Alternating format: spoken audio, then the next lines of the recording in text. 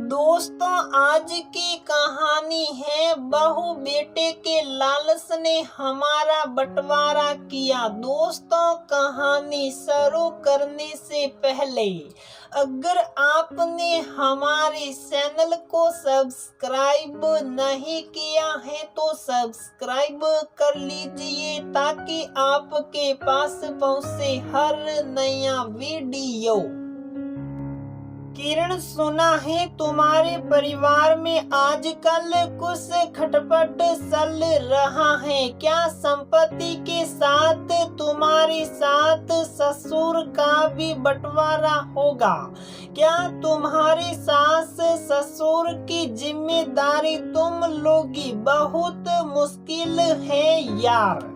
अपने बच्चे परिवार तो संभल नहीं रहे हैं, अब लगता है सास ससुर को भी तुम्हें संभालना पड़ेगा। किरण की सहेली कुमुद बोल रही थी। किरण बोली, मैं क्यों लूंगी उनकी पूरी जिम्मेदारी जब हर चीज का आधा आधा बंटवारा होगा तो इनके माता पिता का भी बंटवारा होगा। घर में पैसे ज्यादा खर्च मेरे पति करते हैं और गुणगान वो दोनों बड़े बेटे का सुनाते हैं। अब देखो क्या होता है। किरण की दूसरी सहेली बोली, तुमने क्या सोचा है? कुछ तो तुम्हारे दिमाग में चल रहा होगा।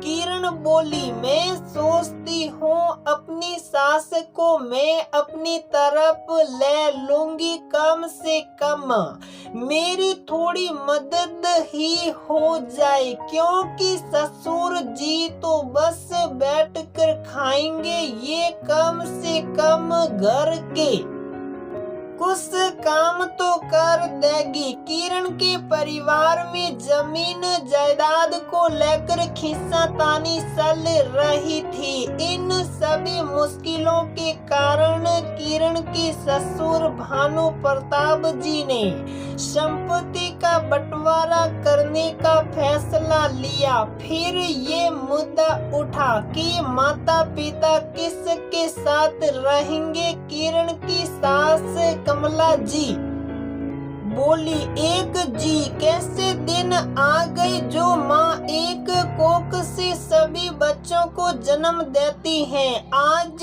वही बच्चे अपने माँ बाप का बंटवारा करने चले हैं। उनका बेटा मनोहर बोला, माँ कोई जरूरत नहीं है आप लोगों का बंटवारा करने की। मैं पहले भी इस बंटवारे के खिलाफ था और आज भी हूँ। आप और बाबूजी मेरे साथ रहिए। मेरी जितनी भी आय है मैं आप लोगों को अपने साथ रख सकता हूँ। मनोहर का छोटा भाई अभय बोला, ये करके आप क्या साबित करेंगे भैया कि मैं माँ या पिताजी की जिम्मेदारी नहीं ले सकता? ऐसा नहीं होगा। आप जानबूझकर ये सब कर रहे हैं ताकि आप लोगों की नजरों में आप अच्छे बने और मैं बुरा बन जाऊं। जब संपत्ति का बंटवारा हुआ है तो माँ और बाबूजी का भी होगा। मनोहर की पत्नी नेहा बोली, देवर जी जब हम दोनों की जिम्मेदारी लेने के लिए तैयार हैं तो आपको क्या आपत्ति है? क्या इस उम्र में आप इन दोनों को अलग कर देंगे? ये तो कोई अच्छी बात नहीं। सोचिए कल को हमारे बच्चे हमारे साथ अगर ऐसा करेंगे तो कैसा महसूस होगा। किरण बोली, हम अपने बच्चों के साथ भेदभाव नहीं करते हैं जैसा कि इन लोगों ने किया है। हर जगह आपका गुणगान गाते हैं। क्या हम इन लोगों के लिए कुछ नहीं करते। नेहा बोली, तुम्हें ऐसा क्यों लगता है कि मम्मी जी या पापा जी तुम्हें सने नहीं करते हैं? वो हम दोनों को बराबर है मान देते हैं, पर तुम्हारी नजरें वो देख ही नहीं पाती हैं। बहस चलती रही। किरण बोली, मम्मी जी हमारे तरफ रहेगी, अगर इच्छा होगी तो 6 महीने बाद भाभी के पास जा सकती है, मुझे कोई आपत्ति नहीं है। किरण के मन की बात उसके मुंह से निकल ही गई। किरण की सास अपने पति से बोली, जीवन के आखिरी पड़ाव में क्या मैं आपसे इस तरह अलग हो जाऊंगी? वो बोले, कमला मनोहर की स्थिति इतनी भी मजबूत नहीं करती कि हम सब का भार उठा सके। तुम चिंता क्यों करती हो? मैंने घर का बंटवारा अभी नहीं किया, हम दोनों एक ही घर में हैं। हाँ, वो बात अलग है कि हमारे कमरे बढ़ जाएंगे, देखते हैं और हमारे भाग्य में क्या क्या लिखा है। शायद हमारे पिछले जन्म के बुरे कर्म का ये फल है जो हमें आज भोगना पड़ रहा है। जब बच्चों के मन में घृणा और लोभ आता है, तभी ऐसी परिस्थिति आती है कि वो संपत्ति के साथ साथ अपने माता पिता का भी बंटवारा कर देते हैं। मानो वे माँ बाप नहीं कोई सामान हो जिसे आधा आधा उन्होंने अपनी मर्जी से बांट लिया। समय धीरे धीरे व्यतीत होने लगा। किरण अपने स्वभाव के अनुसार पहले धीरे धीरे छोटे मोटे कामों को अपनी सास को करने को कहती थी। किरण ना तो अच्छा खाना बनाती थी और ना अपनी सास से अच्छे से बात करती थी। जब भी कमला जी नेहा की तरफ जाना चाहती, किरण किसी न किसी बहाने उन्हें जाने से रोक लेती थी। कुछ दिनों बाद किरण की माँ उसके घर आई। एक रोज अपनी माँ के साथ बैठकर वो चाय पी रही थी, तभी वहाँ टेबल पर कुछ गिर गया। किरण अपनी सास से बोली, मम्मी जी रसोई से कपड़ा लाकर इसे थोड़ा साफ कर देगी? ये सब कुछ किरण के ससुर दूसरी तरफ से देख रहे थे, उनकी आंखों में आंसू थे। तभी नेहा जाकर अपने साड़ी के पल्लू से उस गंदगी को साफ की और बोली, बस अब और नहीं। एक माँ के सामने तुम दूसरी माँ का अपमान कर रही हो। क्या तुम्हें ये शोभा देता है? तुम ये समझ रही हो कि तुम्हारे बच्चे भी ये सब देख रहे हैं? कल को वो भी तुम्हारे साथ ऐसा ही व्यवहार करेंगे। किरण की माँ बोली, नेहा, जब संपत्ति और घर का बंटवारा हो गया है तो तुम इसके घर के मामलों में क्यों दखल देती हो? नेहा बोली, आंटी जी आप किरण की माँ हो तो मेरी माँ जैसी हुई। आपसे ऐसी बातें सुनने को मिलेगी ये उम्मीद नहीं थी।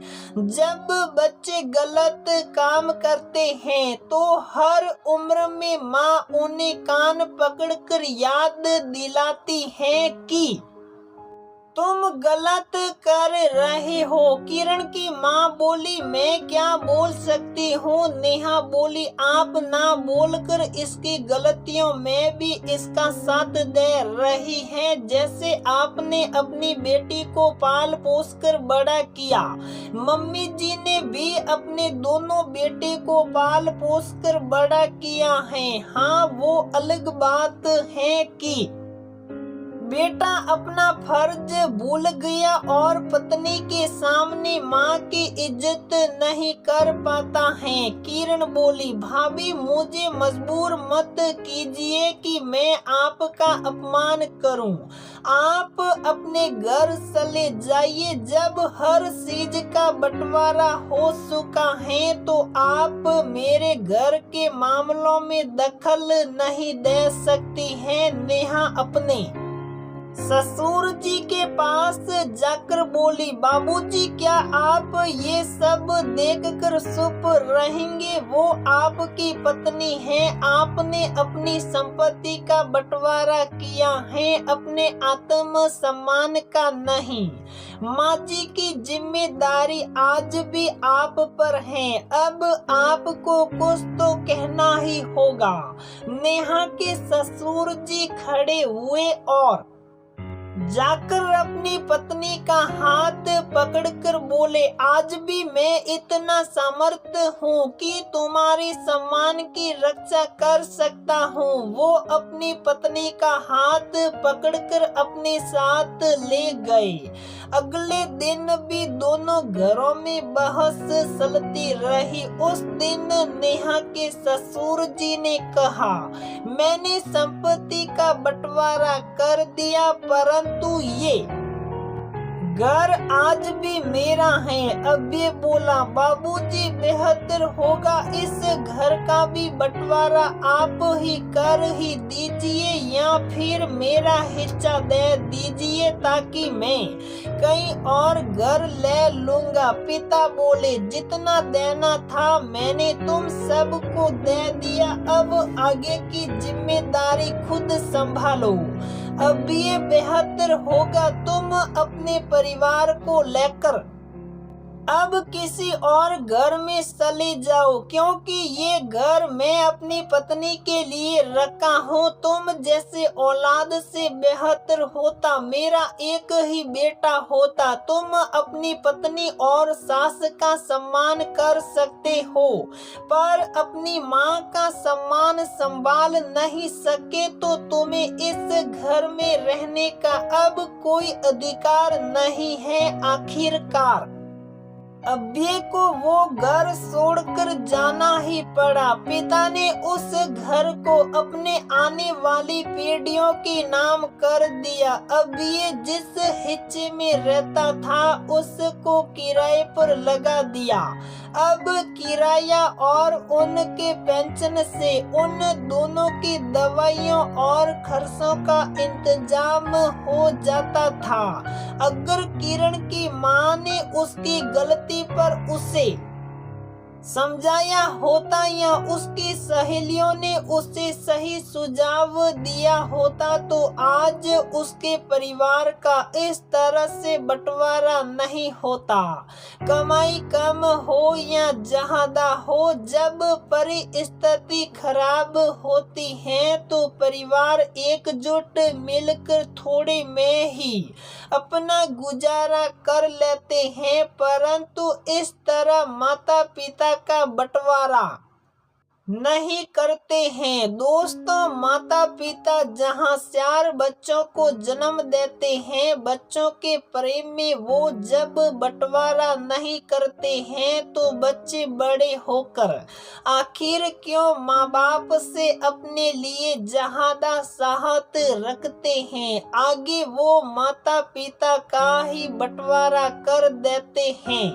ये सोच आखिर कब बदलेगी?